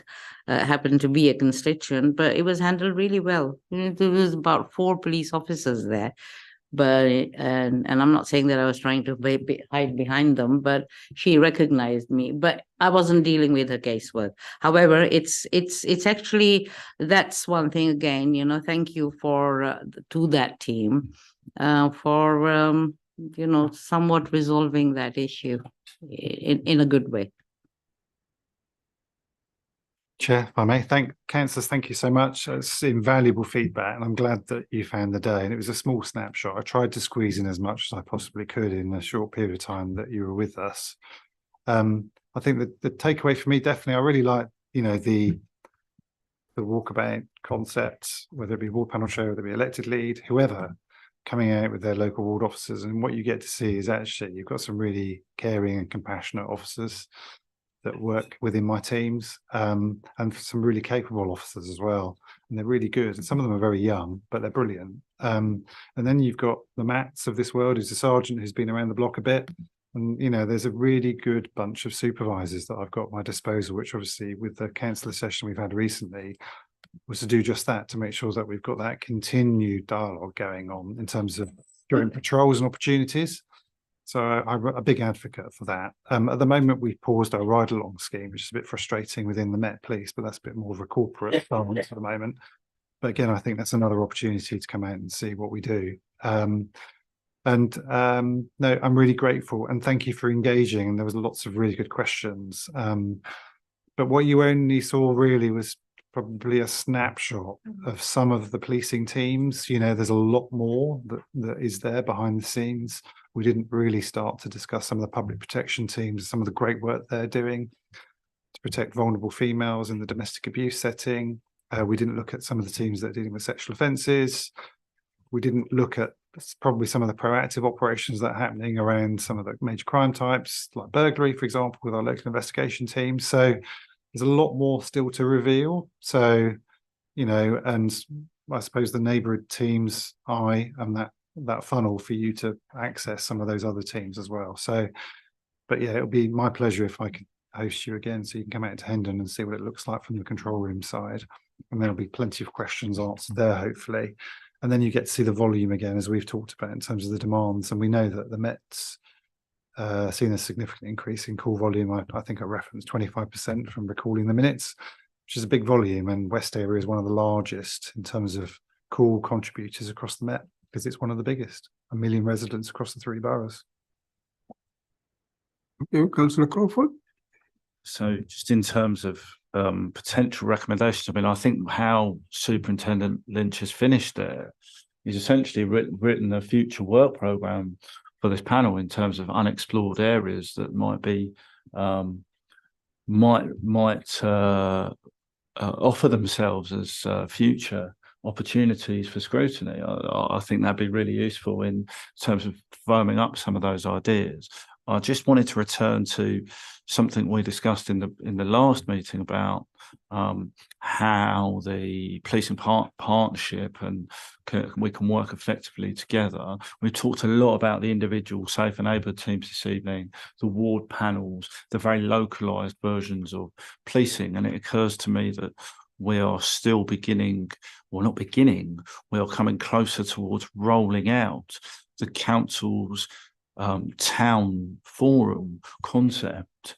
And I just, you know, these always, and Paul is nodding, Jess is nodding, they know where I'm going here, and I suspect my colleagues do as well. Well, in the previous iteration of ward forums, the policing accountability and transparency was a really important part, because not only did you have the policing ward panel, you had a policing presence or a commitment as best we could when there were slightly better funding and resourcing available to Safer Neighbourhood teams, a commitment to policing representatives at those ward. I'm looking at my predecessor as a chair of that ward forum in my neck of the woods, and it was really well received by residents, because not only could they see what Councillor Ty and Councillor Anand have referred to already in respect of policing on the street, they then had a venue that wasn't the sort of coffee with a copper, but a venue where the police would be there, they would present the crime statistics and have an open discussion with local residents, and then they would be able to, in a non-pressurized environment where you don't have to go to a police station, talk about not just crime, but perceptions of crime. And they met some of these wonderful young officers, younger officers as they were then, and developed a relationship. And that was really important to people come to a place of safety and have that first dialogue with their local, what we used to call them, dedicated ward officers. I mean, so I feel like that could be rolled in. I don't know, Councillor Anand. That could be sort of rolled into it may already be being considered, but I feel like we're missing an opportunity if we don't join up those two work streams a little bit. Chair, if I may, just to respond back to Councillor Crawford's contribution on town forums, I think I'd welcome at the first or the beginning of the town forums if they are just concentrating on the real issues of the local areas and our town centres, but trying to keep the SNT team slightly at an arm's length while we reset our town forum meetings with the community on not really mixing the two together, because that's when I think Councillor Crawford, it becomes a bit difficult, because it becomes an environment area where we discuss about the council issues, about the services, about housing. But while we have the SNT teams being embedded and we're talking about crime and disorder, and then we've got the town forums, we'll be talking about the shaping up of our areas. And then if there is a need for us to combine the two together, there would be an opportunity to do so. I thought at the beginning, if we've got the SNT teams concentrating on the crime and disorder of the borough, and particularly their actual parts of their towns, their wards, and then we could really bring them into the town forum slowly but surely.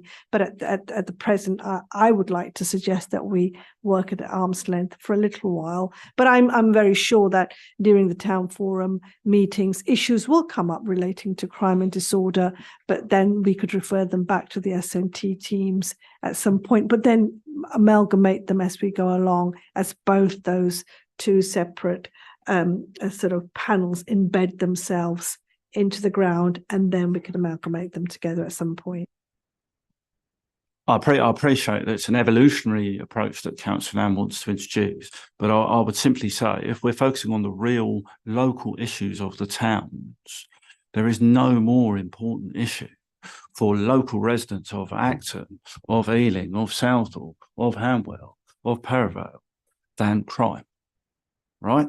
You know, I don't know what this looks like. That's why we were making the suggestion, and clearly this will go to, you know, be decided by other people. But I think it would be a mistake if, given what we're trying to do with neighbourhood policing, given what we've historically done, given the resourcing challenges that face the Metropolitan Police, the local council, given that we're funding each other and are using each other's funding, not to have all the participants in the same room discussing the very same problems would be a missed opportunity. Is all I will say. But I know that council, we're trying to get there. We're just going at a different pace, shall we say. Thank you. just responding back, Chair, I think each of the town forums will decide which is the best way for them and how they feel they can best serve their residents. And if they feel that's best for them, I'm sure you will be the best lead in your town while you're doing that, Councillor Crawford. And I'm sure the rest of my colleagues in the room would do the same. If they felt that's the best model for them, then brilliant. But I suppose in Southall, because we have a much larger crowd and we have different the demographic is slightly different. We have different pressures and issues. We might want to work slightly at arm's length, but then amalgamate them as we go along so that our colleagues in the police are not pressured to be there for hours and then talking about environmental issues and housing issues, while there could be not a lot for them to say that day on the sort of pressures of policing. So I think it's about getting the balancing act right on this. And I'm sure my colleagues in each of the towns would really work on what the issues are in their area and shape it up that way, Chair. Thank you, Chair. And just a very quick point on the back of that. I think that it's a really good point that Councillor Crawford makes. And I think maybe when it comes to the town forums, we could even advertise an upcoming coffee with a copper or something like that. But I'm sure there's probably plans in the pipeline. I can imagine on the nights when these big debates are happening, there's so much to be said and covered. But I think we could use it maybe as an opportunity to advertise something maybe happening in parallel or coming up, because I think the point is a good one when people are together, and no doubt the issue will come up. But I do think probably does need the space, but we can link the two and create the bridge from that. Thank you.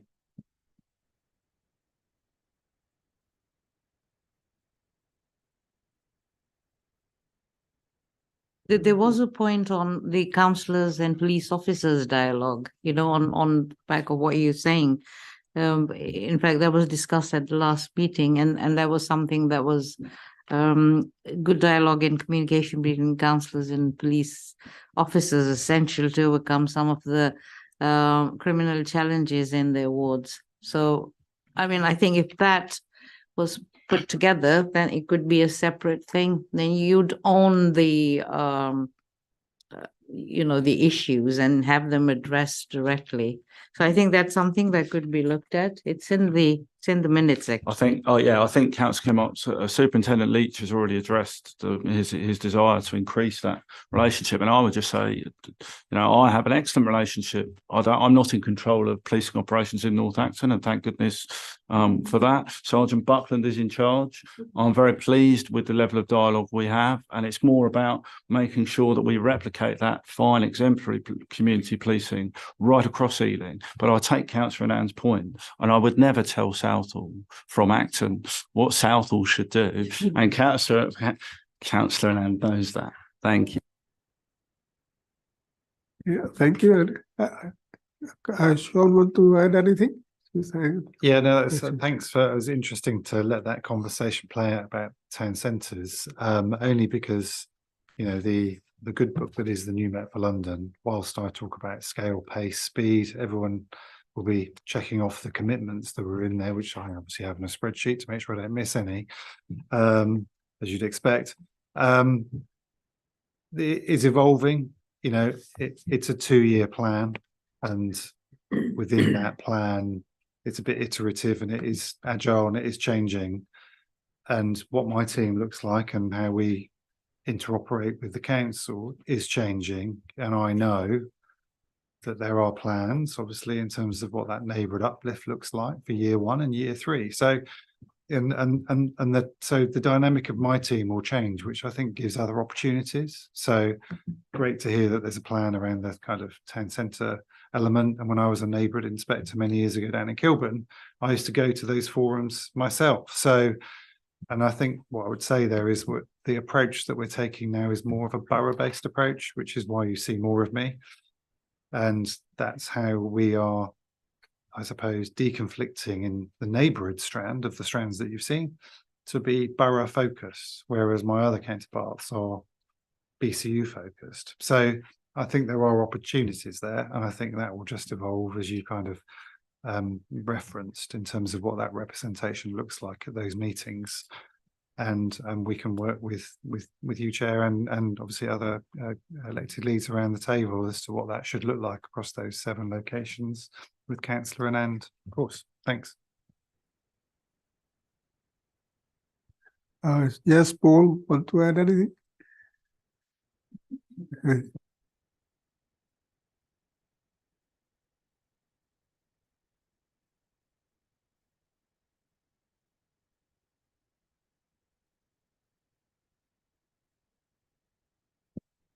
Yep. Item 7 panels work program now. Next meeting is on 8th of February, and that's we'll be looking at some reviews from relevant local organizations, expert witnesses, Superintendent Sean Lynch and someone from West London Equality Centre. Yeah. Yeah.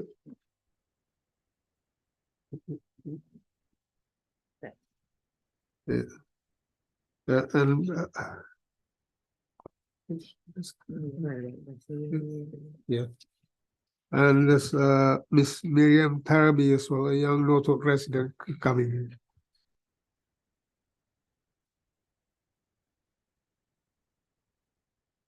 That's okay. Yes, thank you. Anything else?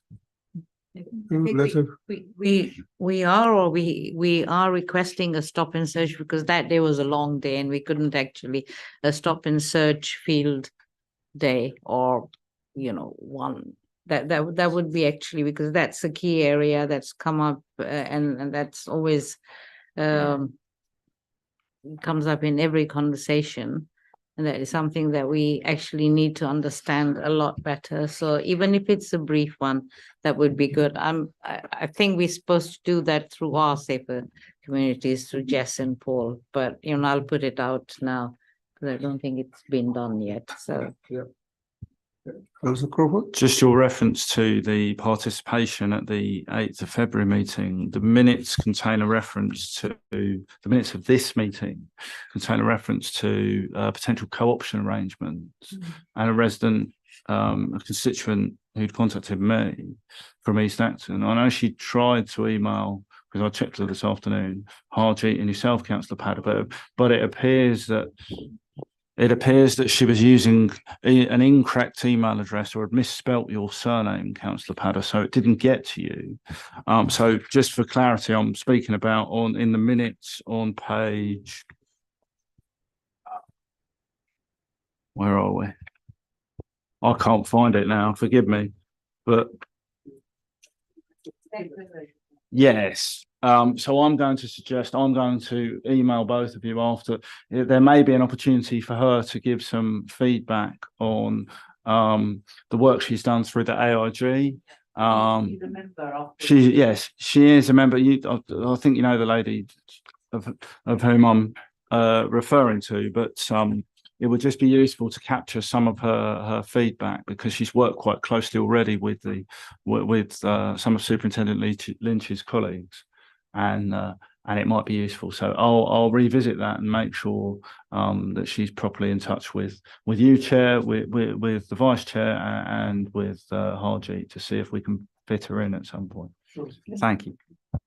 Chair, may I take this opportunity to ask permission from yourselves and of course your other councillors on the panel, that if you are doing any visits, may I tag along so that Councillor Lynch doesn't have to do double sort of trips, and I'm doing a separate one from yourselves. If I could just tag along on those trips to see the work that you're doing and also the work that the vet are doing. Sure. Otherwise, Councillor Lynch is going to have to do 2 trips to Hendon. You referred to him as a councillor twice. I know it's a Freudian slip. Superintendent Lynch. Yeah, Councillor. Can we also do the same with yourselves? So if you've got any planned trips, that we can also join you if possible. Thank you. Councillor Summers? Yeah, it was just a point about Councillor Kumar's point about the stop and search field work. I share, it's a good idea, and it is very topical, and it is very something, you know, we were quite concerned last year at OSC when we heard about some of the figures and whatever, but I'm also a bit wary that, you know, if we were tagging along with a group of police officers, I mean, I'm not trying to offend anyone, but I'm just wondering whether they would sort of slightly sort of self-censor, or they would sort of deliberately sort of, or they wouldn't sort of act as they might in a normal detail if they've got counsellors hanging around with them. Yeah, Chair, thanks, Councillor. Yeah, this has come up previously, and obviously I've paved the way for this to happen. So that I think that the initial conversation, Councillor, was with yourself, which was around the offer I made around coming and observing the training of the stop and search, as opposed to a live stop and search, because there are other forums where you can observe live stop and search effectively with community monitoring group and others. So, where I will regularly be scrutinised about use of powers, so along with my other colleagues. But I think, yeah, it was more to do with training, and I paved the way. I've spoken to the brilliantly named Raphael Nadal, who is the inspector, which I always love saying, and he knows I say it with fondness, who is the inspector that works within learning and development, who's based at Ealing Police Station. So, and yeah, I've had that conversation with him time and time again to say, just need to make it happen, make the dates, make the offer, let me know when you're doing it in the backyard and the safe space of the rear yard of Ealing Police Station, and we can invite you so you can see the training, the input, how it works in terms of the guidance they're given, how they need to comply with pace and all of the other objective elements that they need to consider, as well as the trauma that stop and search brings and the challenges that it faces, and also the opportunities around a teachable moment and the diversionary conversation that you can have, and then just the quality of the encounter, which are other elements that I regularly stress, but you can see the training that the officers get. So that is definitely there and available to you. I wonder if that's great and will be very valuable, having seen some of this and the work that's gone into reform, if I may say, some of the practices with regard to stop and search. But I think it's also important for us to acknowledge what you finished there with the trauma and the impact of the searches on our communities. That is what came through very powerfully in the testimony to the Racial Equality Commission, which Councillor Summers referenced when he's speaking about our response as the OPU and Scrutiny Committee in both of the last municipal years where we've looked at this. I think there's a really powerful piece of work to look at what the Racial Equality Commission suggested, hear from some of the people, you spoke about the schools officers earlier, hear from some of the demographic who can speak very powerfully in respect of how a little bit more communication and targeted communication between officers and communities outside of those moments, because we understand that policing requires a dynamic response. But I know this is all part of the turnaround plan and the things that we've already discussed. It's just to add best value to our scrutiny work. I think we encompass all strands. There's some learning on both sides, and we can all move forward together to hopefully a better application of and better results in terms of both policing and community cohesion, because you police by consent, and that's what's at issue here at the moment. Sure, thank you. Yeah, thank you. And I can see how scrutiny will morph into business as usual a little bit, and I'm really happy with that as well in terms of what that engagement looks like from elected leads and including scrutiny panel. So, and my door will always be open to all of these things. I can reassure you.